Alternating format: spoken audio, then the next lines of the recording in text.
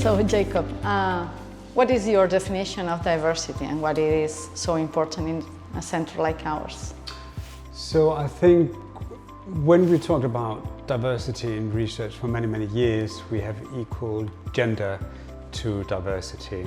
And gender is important, but there are, of course, other aspects to it that I think are important, particularly as an openly gay man having worked in research administration. So when we talk about diversity and Diversiunity, we talk about gender, of course, sexual orientation, ethnicity, age, and all these different sorts of social class, and all these different things that forms us, and all the particular groups that forms our identities and the culture that we are part of. And I think it's important in a place like this because sometimes we see research only as a publication, but we tend to forget that it's actually done by human beings for human beings. And even if research has remained particularly white, particularly male, and particularly straight, the outside world tends to be diverse. Yeah, sure. And how to tell our researchers that including diversity in their projects, it's about excellence and quality and not about what is to be done for funders. Yeah. I think the important thing is to remember that talent doesn't know that it has to be of a particular gender or race or sexuality. Talent comes from in all sorts of shapes, and we have to create an environment for them to feel welcome, to stay, to even apply to be part of the research community.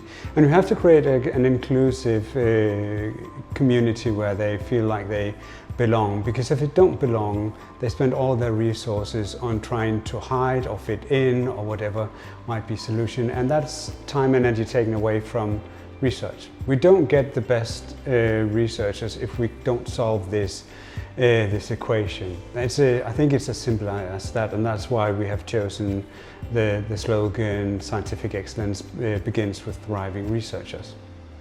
What could you highlight from this morning's training and the dialogue that has raised? I think it's interesting because, and I like that so many people showed up, because when you look at nanoscience, it isn't as obvious as in many. I mean, if you're in health sciences, etc., it's easier to see that it would be important to have a diversity or a diversity angle to both the research you're doing, because it's about the people outside or in the institution as well. And to do something in an institution like this, I think, is looking forward in a way that I would like more research institutions to do. I also liked how you and the other members of the committee told about the initiative you have for mediating conflicts and stuff like that, which often will occur when we talk about diversity and we open this whole can of worms that is culture.